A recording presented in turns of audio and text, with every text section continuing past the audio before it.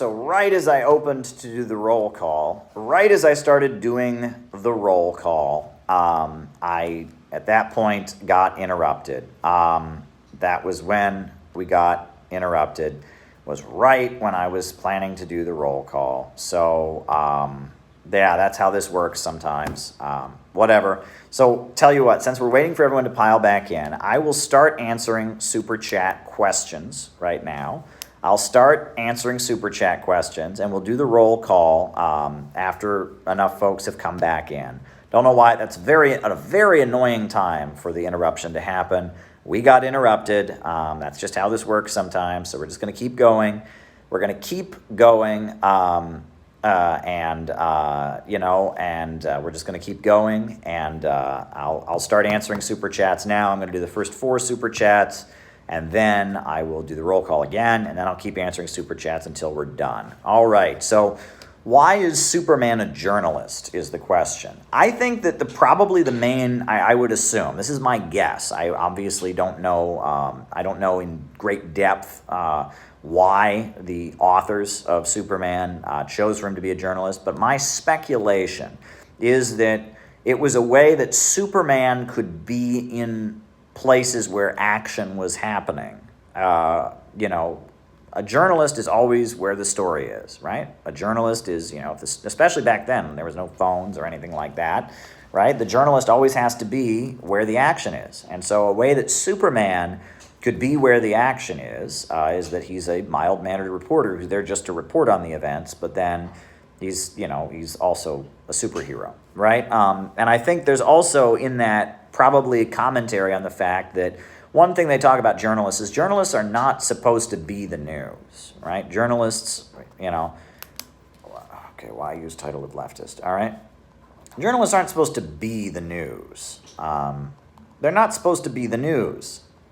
Journalists are just supposed to report the news. But Superman obviously is the news, right? Superman is intervening in the stories, right? Superman is rushing into the phone booth and changing into a costume and saving the day. So it's kind of commenting on the fact that while, one of the rules of journalism is you're not supposed to intervene at all. You're just supposed to report on what happens. Your job is to just document what happened. Maybe if you're doing op-ed kind of stuff, analyze what's happening, but you're not supposed to intervene at all. But yet Superman himself clearly intervened in the stories. And so it's like in order to intervene, he had to be somebody else, right? And it's probably, and at the end of the day, the press does intervene. The press, by existing, intervenes. And that's the ironic thing. As much as the press is not supposed to intervene, it's just supposed to report things and let events happen and document and document reality. Often the way the press chooses to cover things has a very big impact. I mean, there's many examples of that during elections, during, the way what the press chooses to emphasize and not emphasize has a very big impact, even though the press is in theory not supposed to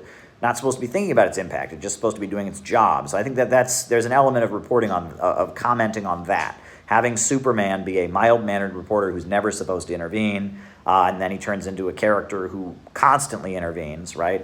It's pointing to the irony of that, right? That he's mild-mannered reporter, right? That Clark Kent is a very easygoing, almost nerdy kind of guy, whereas Superman is, super strong and is always going in to save the day. And it's supposed to point to the fact that the character of Superman has two sides. Superman has two sides. We all have a shy side, a bashful side, and we also all have an exciting, outgoing, heroic side, right? And that Superman, in a way, it points to the fact that all of us have multiple aspects of our identity.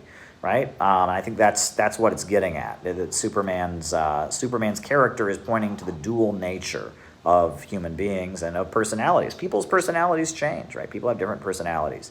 All right.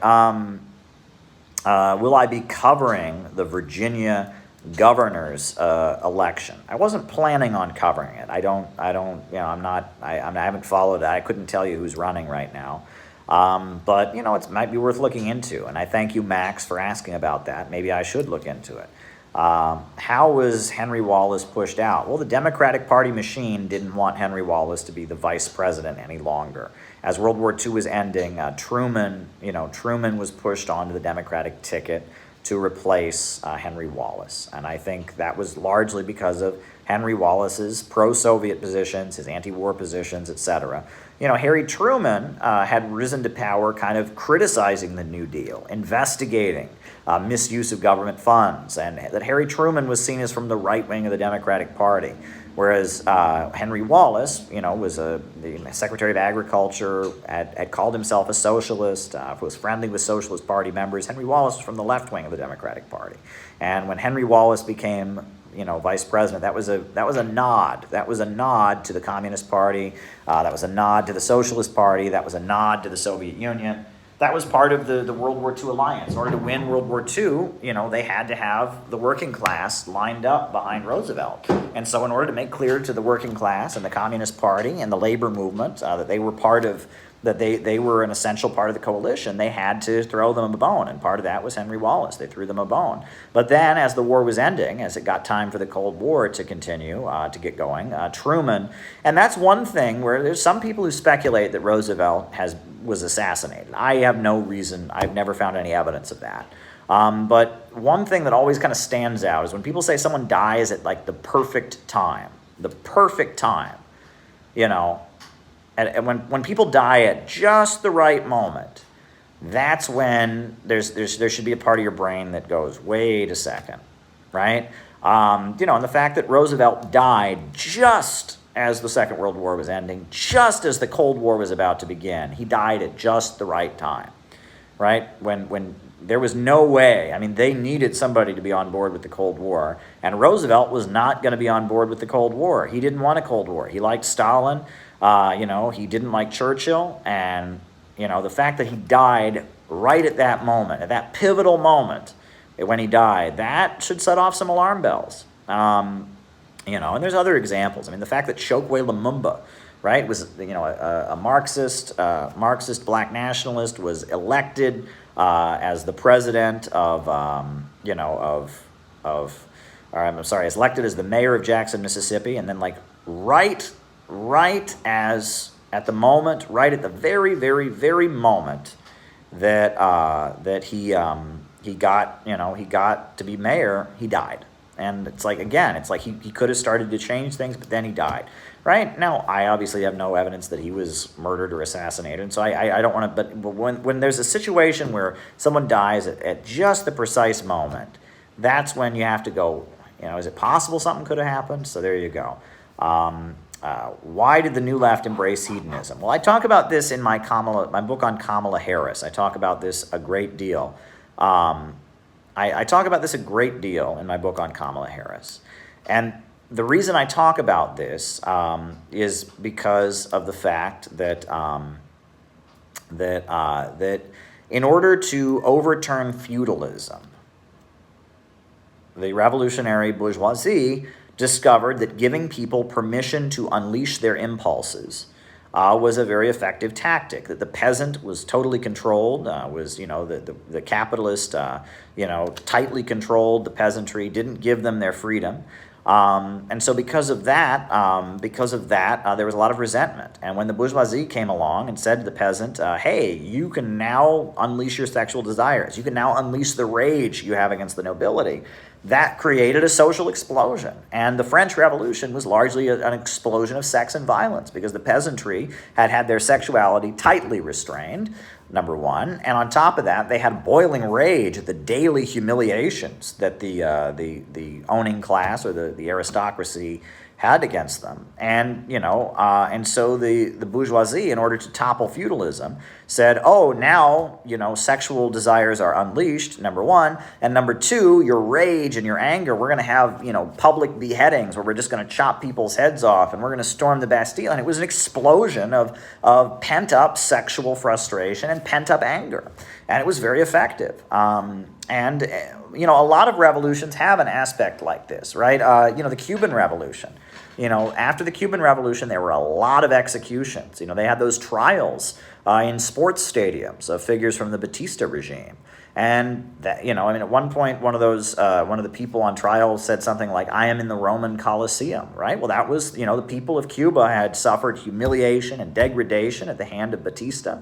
And so, they put on some show trials, and there were a lot of executions, right? And that was, again, it was like that. And the Cultural Revolution in China, it was teenagers largely, right? In traditional Chinese society, you're taught to, there's a real emphasis on obedience to teachers and obedience to parents.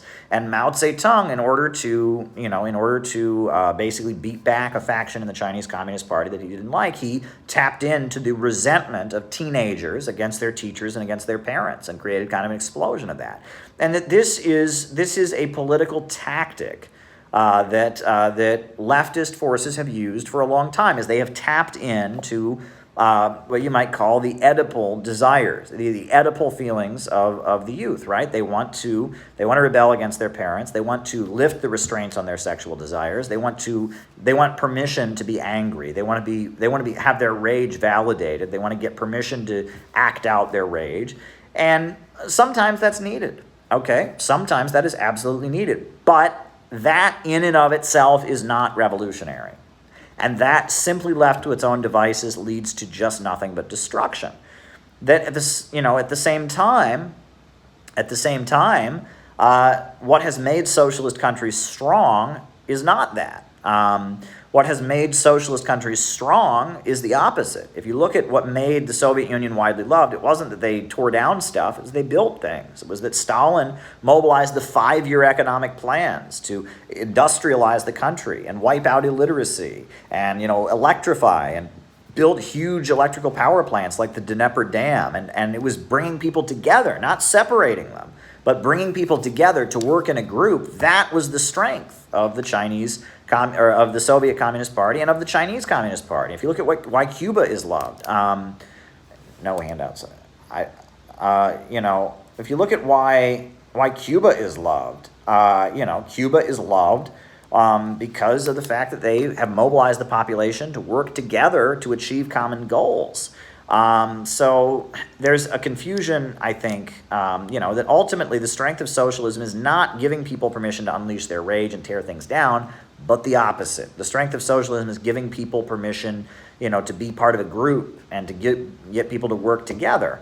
And that those feelings that were part of the French Revolution and part of the, various leftist movements have unleashed, people's desire to, lift their restraints. At the same time, now the imperialists use that. The color revolution industry, right? And really the late Cold War, right? Brzezinski and the color revolutions and Soros has basically got to a point that no longer belongs to the left. What the left used to do, giving people permission to unleash their impulses, has now been almost completely taken over by the right wing and by imperialism. Imperialism at this point is the force that goes around the world giving people permission to revolt and tear things down and unleash their impulses. So that has kind of lost any revolutionary edge that it has, and now working people they see all this instability all around them, and that's what the imperialists need to stay in power. They need instability.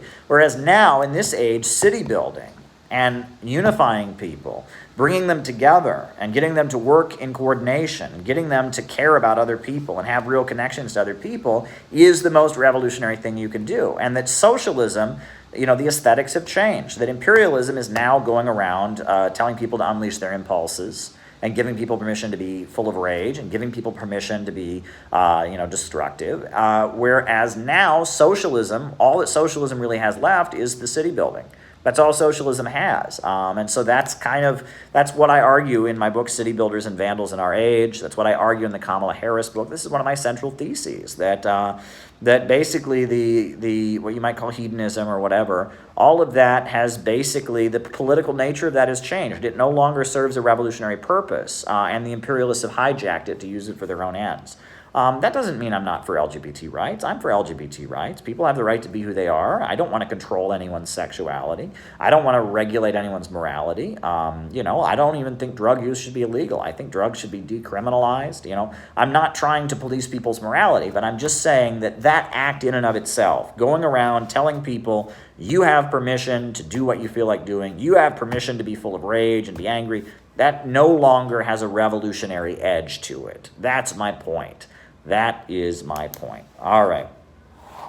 Now, Now we can do the roll call now. Now we can do the roll call after we got so rudely interrupted by the algorithm or whatever. So let's do a roll call, names and locations. Keep the super chats rolling in. I'll answer the rest of your super chats, and then I'm done. But I'll be live later tonight at 11. We're doing 2 a day now, 2 a day. All right, Finn in Duluth, Arturo Awesome, Corona, California, Nassau County, Char Darling, good friend of the program. Hello, everyone. Zachary B. in Richmond, Virginia, Trans-Marxist, Ontario, Canada, Ben in Suffolk County, Micah in Las Vegas, Bob in Troy, Ash in Chicago, Giannis from Greece, Norway, Dario from Brooklyn, Quezon City, Los Angeles County, Jeff in Nicaragua, Calgary, Arturo from Alaska, Sweden, Bermuda, North Dakota, JT24 in Mississippi, Carolyn in Staten Island, Quinn and Meredith, Anderson, Carter in Duluth, Sam in Australia, Michigan, Auckland, New Zealand, Richmond, Virginia, Jeff in Halliburton, Canada, Lagos, Nigeria, Maine, USA, Paris, France, Jenny Lynn in Cincinnati, Ohio, JR in Kalamazoo, Niall Fraser in Hong Kong, China, Omar in Toronto, John in Denver, Jacob in London, Dorian in Highland Park, Los Angeles, Happy Valley, Oregon, Naples, Florida, Mohsen from Iran, Memphis, Tennessee, Rees from Australia, Max the Sax in Arlington, Virginia, shout out to you, Joe Gale in Nassau County, enjoying this live before my swing shift, very good, very, very, very, very good, very, very, very good. Anybody else? Is there another Richmond comrade in the chat? Julian in the UK. Caleb, there you go. That's very sweet of you, Harold. I appreciate it. Shout out to you, Harold. All right. Keep the super chats rolling in, folks. If there's any more super chats, I will answer them now, and then I will end this stream and we'll go live late tonight. So the next super chat, why use the title of leftist? I use the title of leftist for this simple reason. The designations of left and right originated in the French Revolution. And after the king was toppled, in France, they set up a national assembly. And the more conservative forces that supported the king sat on the right. And it was those who embraced historical progress and wanted to keep marching into the future that they sat on the left. Later, as French society moved on, they then moved on, and then they declared the people sitting on the left referred to themselves as the innovators. And I have formed a center for political innovation, right? Political innovation means doing things that haven't been done before, trying new things, right? Innovation, right? And I associate myself with innovation. I associate myself with historical progress, with marching into the future. And so I am a revolutionary, and I'm not going to hand over the title of being left to the synthetic left, because the synthetic left does not believe in historical progress at this point, right? Monthly caravan to end the blockade of Cuba. You're welcome to join us. Wow. I thank you for that invitation. I would love to join that. I got a lot going on. We're headed to Nicaragua pretty soon, but, end the blockade of Cuba. Absolutely. It needs to end. Absolutely needs to end, and hands off Cuba. And they're, the U.S. government's planning on November 15th to stage a bunch of provocations trying to overthrow the government. But, I don't want to hand over the title of leftism to the synthetic left because they don't believe in historical progress. They actually want to destroy things. They want some big orgasmic explosion that'll, destroy civilization and bring us back into balance with Mother Nature. That's what they want. They are the most profoundly right-wing, the synthetic left, right? They are against historical progress, whereas historical progress is essential to my view, and it's essential to what it means to be a leftist. The same for the word revolution. The word revolution, it originated because there were some people, scientists, who were smart enough to realize that the earth was not the center of the universe, that the center of the universe was not the earth. They argued the earth revolved. So they were revolutionaries because they believed the earth was revolving. That's what a revolutionary was. And as you may be aware, the revolutionaries were those who believed in science and stood up for the truth in a world of lies. So I'm not going to hand what it means to be a revolutionary over to the synthetic left. They think revolution just means chaos and destruction. That is not what the word means. Insurrection is not the same as revolution. Punch is not the same as revolution. Riot is not the same as revolution. Revolution is the application of science. It is sticking up for truth and applying science to human history and human understanding. So I am a revolutionary and I am a leftist. The synthetic left that is trying to tear things down, that is trying to engage in destruction, that wants to end civilization, that is against the notion of historical progress, the synthetic left are not revolutionaries. Operation Paperclip.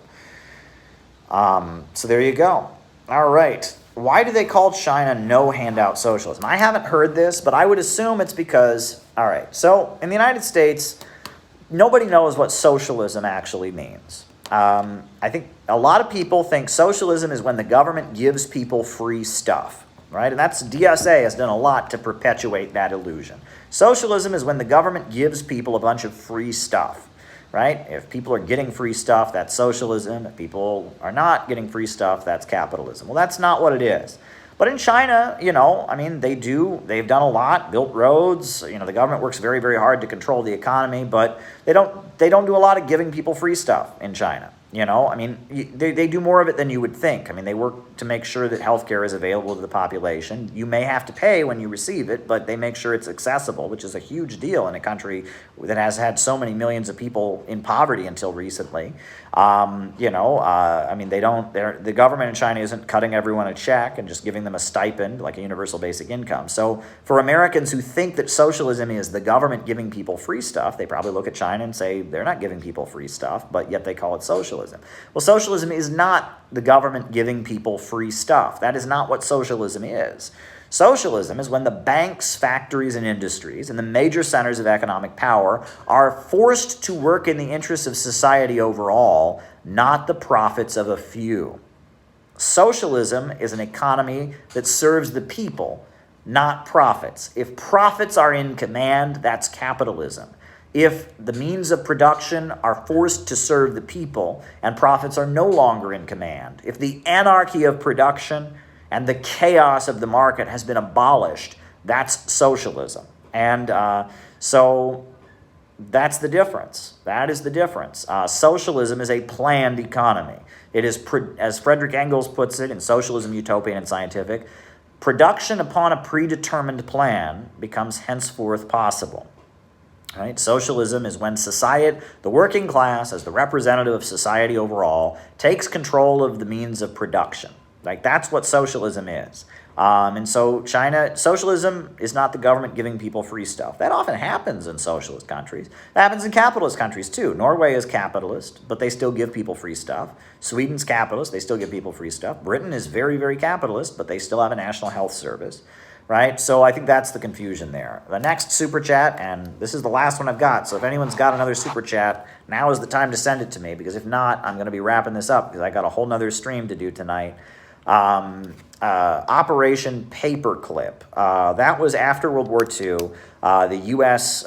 Intelligence apparatus started trying to and actively recruiting former Nazis. There was the Gehlen organization, which was the Nazi intelligence agency. It was like the Nazi spy ring. They were recruited. They started recruiting former Nazis. Former Nazi scientists were flown to the United States to be part of our space program. Former Nazi intelligence people were recruited. Former Nazi military people were recruited, and that a lot of the Nazis were recruited basically to become operatives for the United States, and that happened, right? And if you watch, there's a lot about this, but like if you watch, there's like it was an HBO movie I think they did called Nuremberg. It was about the Nuremberg trials, and at one point, I think it was Goering, he made friends with one of the guards who guarded him in the prison during the Nuremberg trial. And he makes friends with this guard. He calls him Tex because he's from Texas. And he says, Tex, we should be allies against communism. And the guy agrees, yeah, we should vote. I mean, that was the attitude. After World War II, there was a feeling on the part of the United States that communism was the main danger. So the USA, Franco in Spain had been sympathetic to the Nazis. He'd been officially neutral during World War II. But the USA got to be good friends with Franco, the Greek monarchy. There were many, many forces. The Shah of Iran, the USA put the Shah of Iran, who'd been overthrown by the Soviets and the British for being a Nazi collaborator during the Second World War, they put him back on the throne. The USA, in a coup in 1953, they put the Shah of Iran back on the throne, right? And the United States started embracing all these pro-Nazi people because they thought the main enemy was communism. And that was what happened after the Second World War. Operation Paperclip was a big part of it. So there you go. There you go. All right, folks, I guess that's our first live stream. That is our first live stream for today, but I'm going to be back late tonight. We're going to do a whole nother live stream. It'll be more focused on news and events. And I'm going to try to do 2 today, 2 tomorrow, 2 the next day. So this is live stream number 1 for today, and live stream number 2 will be late tonight.